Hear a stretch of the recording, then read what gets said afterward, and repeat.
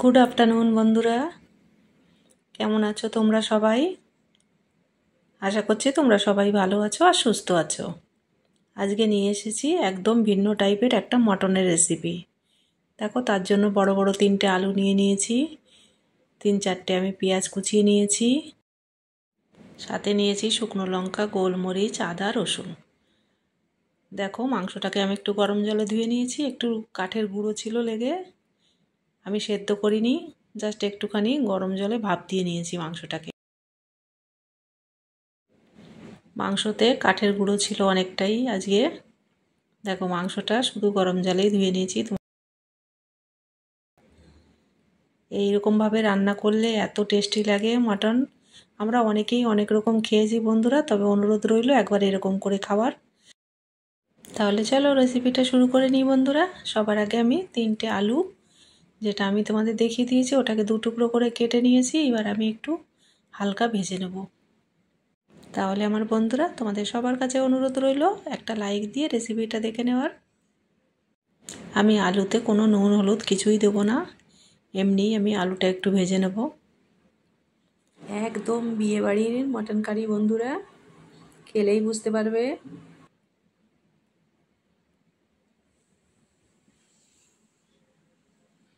আলুটা আমি ভেজে নিয়েছি, এবার আমি নামিয়ে নিচ্ছি। আলুটা কত বড় করে কেটেছি বন্ধুরা, দেখো। আলুটা একটু বড় হলেই ভালো লাগে খেতে। ওই আলু ভাজা তেলের মধ্যে আমি কিছুটা তেল আরও দিয়ে দিলাম। তবে তেলটা কিন্তু বন্ধুরা তোমরা একদম যার যার পছন্দ মতন দেবে। দিয়েছি আমি 3টে ছোট এলাচ, একটা বড় এলাচ, দারচিনি, 4-5টা লবঙ্গ দিয়ে এবার আমি এই মাংসটাকে তেলের মধ্যে দিয়ে একটু কষিয়ে নেব।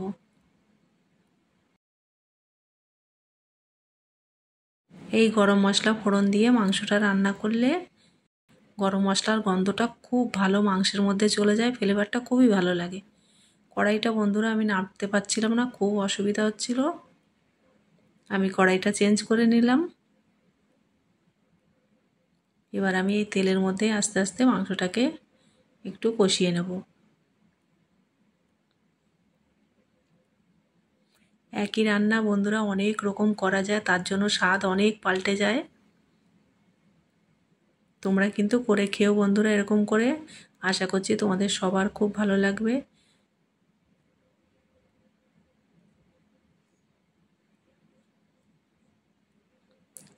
আমি পেঁয়াজগুলোকে একটু ভেজে বেরেস্তা করে রেখেছি বন্ধুরা, ওটা তোমাদের সঙ্গে শেয়ার করিনি ভাজাটা। তোমরা তো সবাই বেরেস্তা করতে জানো। এবার দেখো আমি মশলাটা অ্যাড করে দিচ্ছি, যে মশলাগুলো তোমাদের দেখিয়েছি বন্ধুরা। শুকনো লঙ্কা ছিল ওতে, আদা ছিল, রসুন ছিল, গোলমরিচ ছিল। আমি দেখো সাইডে লিখেও দিয়েছি, তোমাদের পড়তে কোনো অসুবিধা হবে না। তবে আমি একটু হিন্দিতে লিখে দিয়েছি বন্ধুরা, যাতে সবাই একটু পড়তে পারে। এবার আমি মশলাটা দিয়ে ধীরে ধীরে মশলার সঙ্গে মাংসটাকে কষিয়ে নেব। এই রান্নাটা কিন্তু ঝটপট রান্না নয় বন্ধুরা, খুবই ধীরে সুস্থে রান্না করতে হবে, তবেই মাংসের ভিতরে ফ্লেভারটা খুব ভালো যাবে। দিয়ে দিচ্ছি আমি স্বাদ মতন নুন, আর আমি দিয়ে দেবো হলুদ, 1 চামচ হলুদ আর স্বাদ মতো নুন দিয়ে দিয়েছি। আবার সব মশলার সঙ্গে ভালো করে মিশিয়ে নেব। এতটা টেস্টি হয়েছিল বন্ধুরা মাংসটা, তোমাদের কি বলবো। তোমরা একবার এরকম করে খেয়ে দেখো, অনেকভাবেই তোমরা করেছো, একবার এরকম করে খাওয়ার অনুরোধ রইল।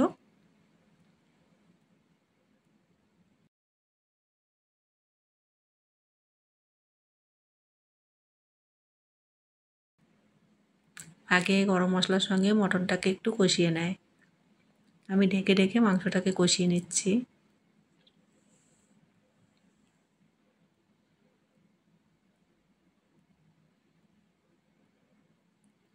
মাংসটা বড় খাসি, রিয়াজি খাসি না কি বলে ওটাই এনেছে, কিন্তু বলে দিয়েছিলাম চর্বি আনবে না।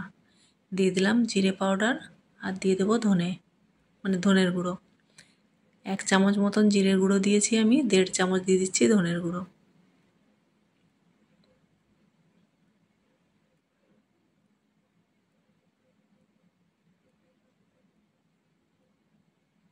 আবার মশলাটাকে সব মিশিয়ে ঢেকে ঢেকে আমি কষিয়ে নেব।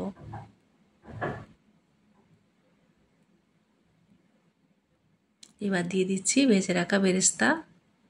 3টে পেঁয়াজ ভেজেছিলাম আমি বড় বড়। এই যে বেরেস্তা ভাজাটা দিলে পরে না মাংসটার টেস্ট একদম আলাদা হয়ে যাবে, কালারও মাংসের টেস্টও। এমনিতেই মাটনটা একটুখানি কালোই হয় রান্না করলে, একটু কালো কালো টাইপের হয় রান্না, মুরগির মতন অত কালারফুল হয় না এটা।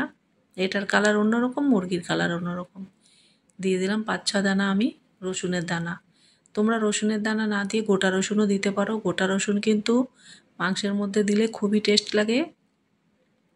দেখো মাংসটা প্রায় আমার কষানো হয়ে এসছে, তেল ছেড়ে দিয়েছে। এবার আমি দিয়ে দেব 3 চামচ ফ্যাটানো দই। দইটাকে আমি ভালো করে ফেটিয়ে দিয়ে দিলাম। এবার ভালো করে আবার মাংসের সঙ্গে কষিয়ে নেব।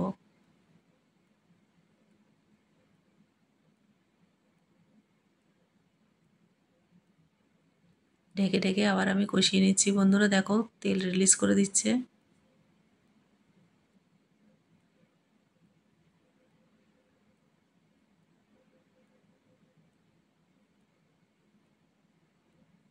দইটা দিলে বোঝা যায় কতটা তেল।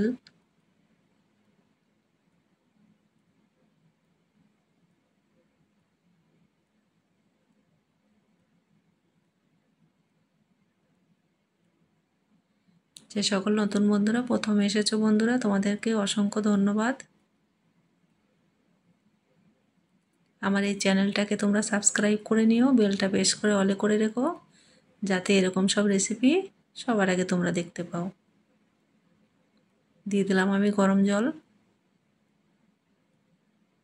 এবার আমি কুকারের মধ্যে এটাকে ঢেলে নেব। কুকারে সিটি না দিলে অনেকটাই টাইম লেগে যাবে।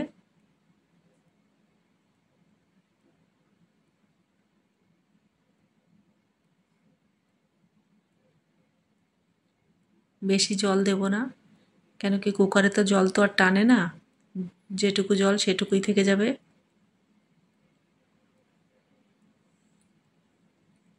আমি আলুটা এখন দেব না বন্ধুরা। দেখো এটা আমি এবার সিটিটা লাগিয়ে দেব। আলুটা দিলে আর ওকে খুঁজে পাবো না বন্ধুরা। দেখো আমি 3টে সিটি দিয়েছি, দিয়ে আমি নামিয়ে নিয়েছি। এবার আমি অ্যাড করে দেবো এর মধ্যে আলু। মাংসটা আমার হয়েই গেছে। আলুটা দিয়ে জাস্ট আমি একটা সিটি লাগাবো, তাই আলু খুঁজে পাবো কিনা জানি না। অনেক আলু গলে গেছিলো বন্ধুরা। এত ভালো আলু, এটা ভাপেতেই হয়ে যায়, আর কুকারে সিটি দিলে একদমই গলে যায়। আমি আলুগুলো দিয়ে দিয়েছি, আর 1 চামচ দিয়ে দিয়েছিলাম গরম মশলা দিয়ে এবার আমি আবার সিটিটা লাগিয়ে নেব। দেখো সিটি লাগিয়ে আবার আমি নামিয়েও নিলাম। এবার দেখো মাংসটা একদম সফট হয়ে গেছে।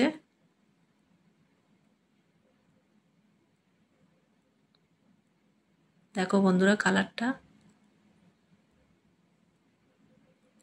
একদম অরিজিনাল কালার বন্ধুরা। তাহলে আমার সকল বন্ধুরা, আমার রেসিপিটা যদি তোমাদের ভালো লেগে থাকে একটা লাইক কমেন্ট করে দিও, কাছের লোকেদের কাছে শেয়ার করে দিও। আর আমার এরকম সব রেসিপি পেতে আমার এই ছোট্ট চ্যানেলটি সাবস্ক্রাইব করে তোমরা সবাই ভালো থেকো, আমার সাথে থেকো, পাশে থেকো।